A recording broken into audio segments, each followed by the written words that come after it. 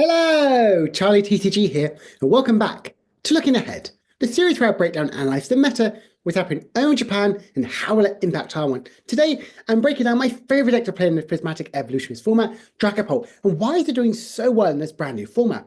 Plus, also look at the other top four archetypes which are performing the best at the City League, Gardevoir, Ceruledge, and Archaludon. Why are these decks performing so much better than decks which in our current metagame, like Regidrago and Raging Bolt?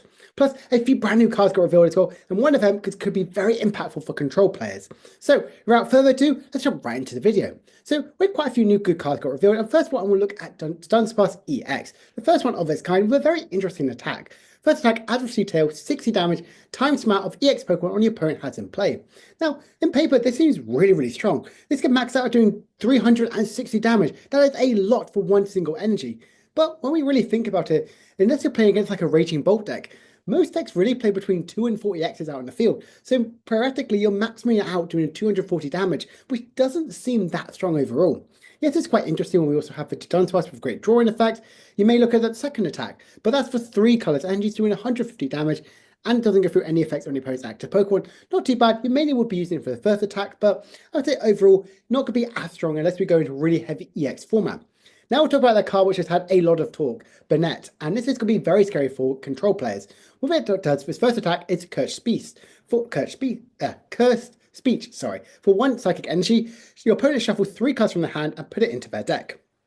Now, this obviously is really very scary for control, but when you feel my likes of Xerosic, which actually limits your opponent's hand size, you can have Burnett that there, you can theoretically handlock your opponent, because you aren't going to take any knockouts. Serendipity won't be an option for them to draw additional more cards.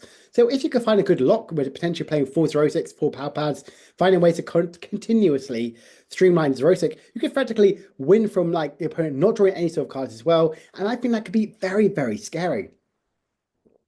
Lycanroc, I think, is a really interesting sort of card. At a stage 1, the ability which once you get to play this card from your hand to evolve one of your Pokemon, you may attach up to 2 Spike Energies from a discard pile onto this Pokemon. Spike Energies is a brand new sort of energy card that got revealed, which obviously can be attached when anything is attached from your opponent's active Pokemon. You get to put 2 damage counters on the attacking Pokemon, which obviously is pretty good, and I do believe obviously will spike, they will stack, and the attack for Grabbing's Fangs, which again could be very easy and accelerated. 1 Spike Energy from your hand, and then 2 from the discard pile, 40 damage, and then 40 more for each damage counter on your opponent's active Pokemon. Chuck this with the likes of the Dusknoir and obviously Spike Energy, you can do a huge amount of damage, which could generally be a really fun sort of single prize archetype. Granted, obviously, it does require 3 energies. Yes, you can energy accelerate them for like Spike Energy, but you have to get them in the discard pile, which could be used from likes of Brilliant Blender, potentially likes of Secret Box, or even like Ultra Ball and Research. So there are definitely some synergies about this one. And of course, when it gets KO'd, you can just obviously reattach them, and even use the likes of Night Stretcher as well. So I like this card overall. I think Lycanroc is and potentially could be a really good spot, but definitely one of the big standout cards, which a lot of people are going to talk about, is Burnett. Now, let's analyze the City League metagame to see exactly how the format is really starting to progress. Now, it was a little bit of a quiet week, of course, because it's like New Year's, but looking at the first week, not too much has really changed. Dragapult still at the top by being nearly 20% of the top 16 meta share. Dragapult, for me personally, is my favorite deck. It is my go-to pretty much deck for EUIC right now. It is so fast. It's the best sort of user of Badu, really item locking your opponent, or potentially ability locking them with the likes of Klefki, which is obviously got in that top 4 placement at the Champions League a few weekends ago.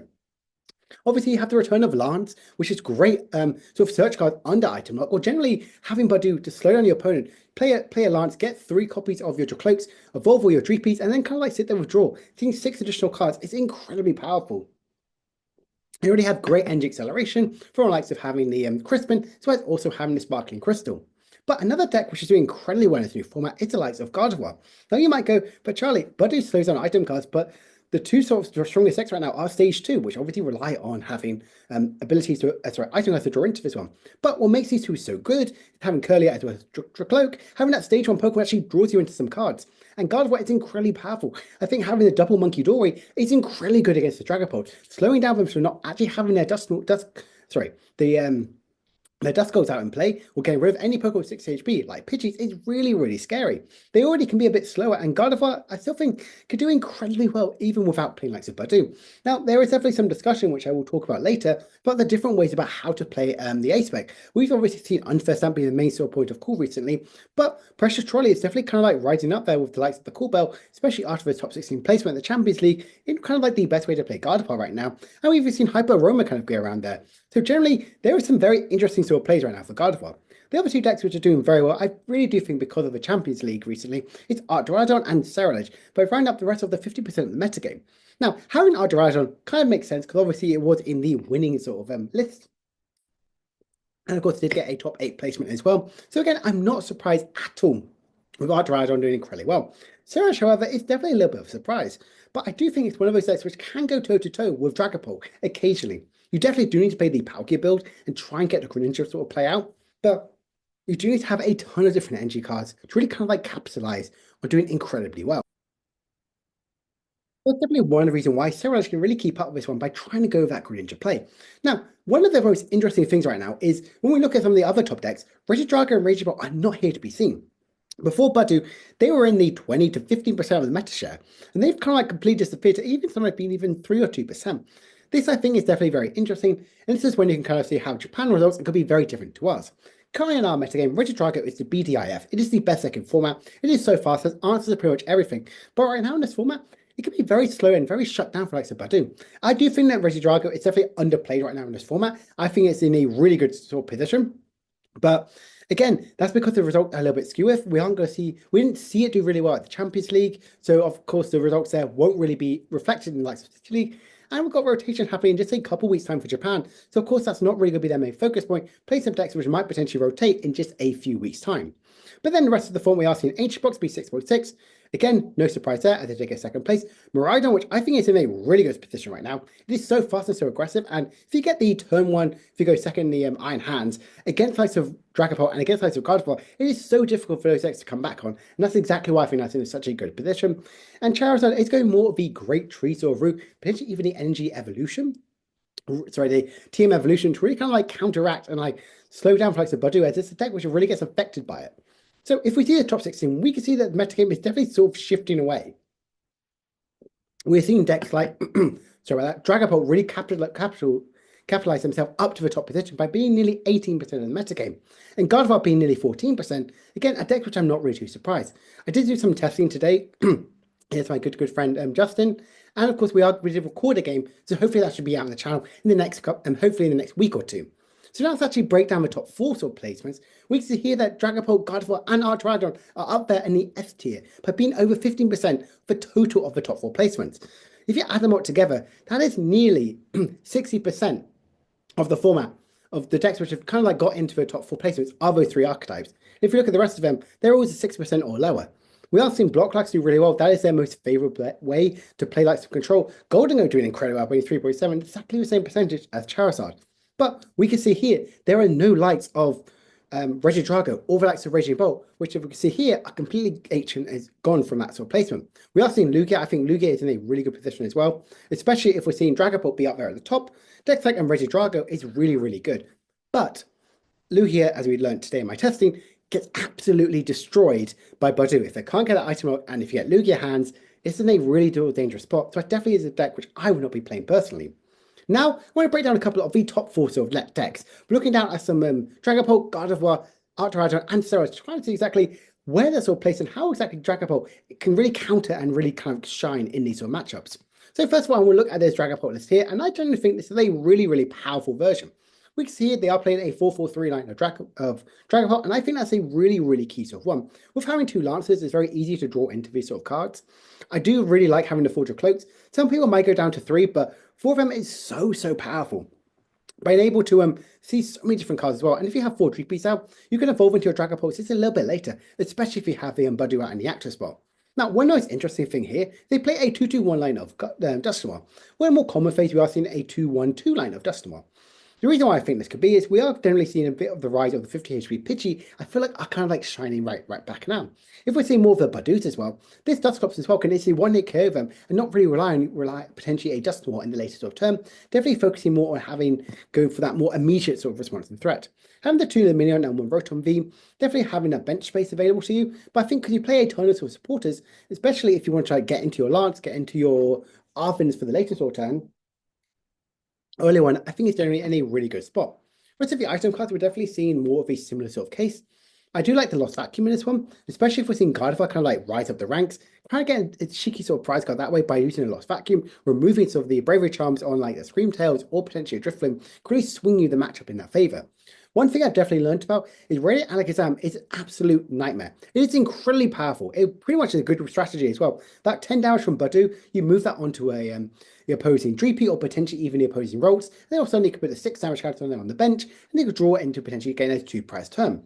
But it is such a high retreat cost being 2. So I feel like having a Churro scenario is a great sort of synergy to this one. Potentially I would even add another switch as well as also a rescue board. Having a ton of different switching outs could really make it more in your favor. Would you play an Artisan as a stadium card of choice? I think it's really good, especially in the early game, to draw into all of your factors. You always want to if you're going second, or potentially on the second turn of the game. If you started first, you want to hit them with a Badoo. You want to get that sort of free retreat on the active spot, as well as also item lock them. That's exactly where this deck really shines through. This list here is just a little bit different. We're seeing they have a much thicker line of the Dusknoir, but being a 3-2-2 line of Dusknoir, which is definitely a lot bigger. They aren't playing the Rotom, but they are playing the 1 copy of the Badoo. But they are playing the likes of 2 copies of Lost City. I quite like this Lost City in this deck. This can really make sure that Dusknoir players can really like limit your opponent out. For example, say you're removing any of these sort of key sort of pieces with against a Gardevoir list, removing 2 Curliers is devastating for this one. Most Gardevoir lists aren't playing Rare Candy, or maybe even 1 at max. So removing that sort from play is really devastating. 3 copies of Lance is definitely too high for me. I definitely personally think 2 is definitely the maximum amount you need for it. If you get that on turn 2, it's incredible. If you don't, you are in a good sort of position, especially with an item lock for Badoo. So I do really like that sort of style of play. I think Counter Catcher is one of the greatest ways for how Dragapult can really keep in. You can use a Dusknoir out there, potentially putting that on a Gardevoir or even on a very high EX or 2 prize Pokemon, and then counter catching into the actual spot to get the big 1-hit KO on this one, and potentially moving around some of the damage counters with Radiant Alakazam. I really like Dragapult right now, but there is still some innovation. We've seen the return of the Dragapult Charizard, which definitely has seen quite a bit of play at the start. The reason why I think this deck is kind of like coming back with this one, obviously these are 2 of the best and strongest attacks in the game. Charizard obviously a great sort of energy accelerating, and also Sparkling Crystal makes your attack for Dragapult or Charizard for only 1 energy. So I really like this one. You still have a really good draw engine. You don't have Pidgeot, which is what Charizard really works with, but you have Dracloak, a single prize draw factor, looking at the top 2 cards and actually adding one of them to your hand. I like Terror Orb, so you can actually search your deck for Dragapult or Charizard. You also have a Team Evolution, which is a great one to draw into your Dracloaks, especially in the early game. Still having a Badoo to add that item log, and Temple of Sin to slot down the likes of these missed energies. Overall, I think this is a very interesting pick. I don't think this is the best way to play Dragapult right now. I still think this sort of style of build is definitely the strongest one. I would much prefer Artisan over likes of Lost City, but definitely something to really consider. So, I do think overall Dragapult is in a really good spot. Now, this isn't the first time we've had Dragapult be in a 20% archetype over in the City League, and when it got translated over to into the Arsenal metagame, it went to a 5% sort of deck. We're talking obviously about Twilight Masquerade. But I do think Dragapult is in a great position right now. It is very fast, very aggressive, and having turn 1 item lock if you go second is absolutely devastating. But let's actually look at the other deck, which is doing very well, Gardevoir. And this is a really unique sort of style of build of Gardevoir EX. We've seen it playing with likes of Cool Bell and of course that Precious Trolley. Now, speaking of Justin today, he is definitely not a big fan of the style deck. I think the Cool Bell is a nice sort of inclusion. Try and get your turn 1 Arvin when you go second. Obviously, especially Precious Trolley, it's incredible to fill up your board today. I think this is really good in a Badoo style format. We want to actually get all your rocks out and play. You get your Team Evolution as well, so you can actually evolve into your Curliers, which I think is a really good spot. I think Cool Bell is great, so you actually can get any of your supporter cards, especially in the early style game when you go second, and don't rely on drawing into them one if you're under the likes of item lock. Team Evolution is a nice inclusion. I've actually seen it come back in Gardevoir, but I definitely feel like having the I'd much rather go back for Cresselia as a really good sort of other sort of attacking option and having that additional healing factor if we're seeing Dragapult and Dusknoir be up there at the top.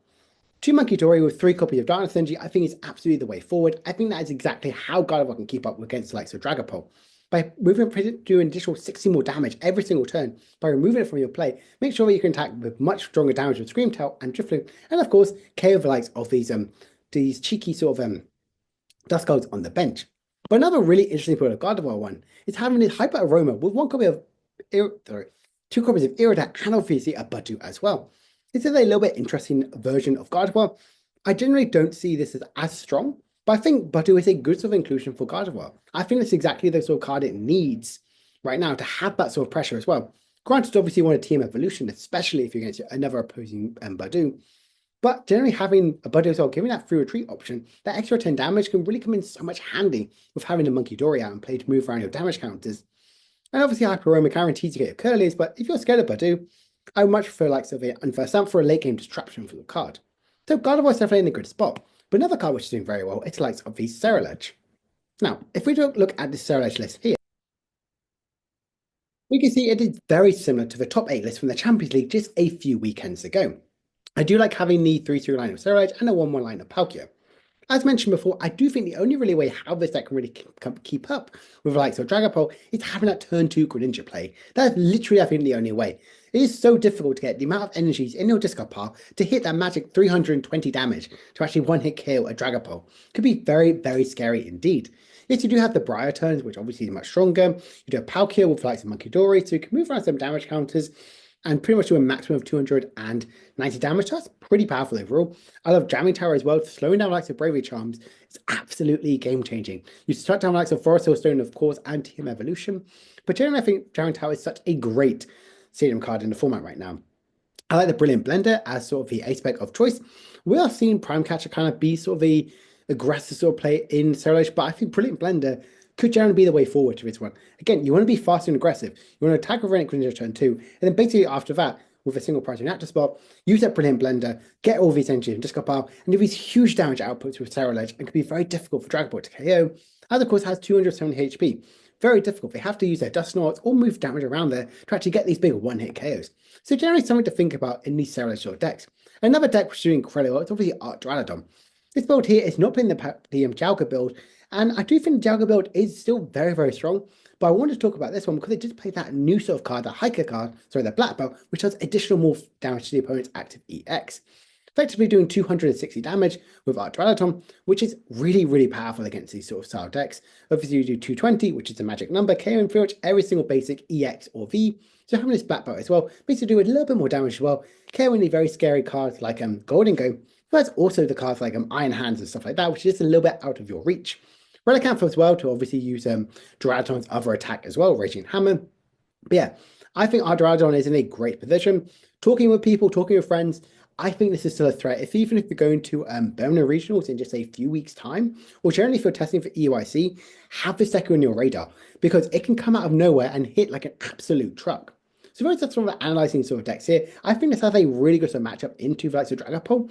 So this is a deck which definitely Dragapult can struggle with. Obviously you can two-shot Archaludon, but also Archaludon two-shots you. So again, something to be a little bit more considerate about. So generally looking ahead, can Dragapult really stay on top? Now, Japan has really got it for just a couple more weeks' time, and can Dragapult really stay up there? Well, more developments are there for the format.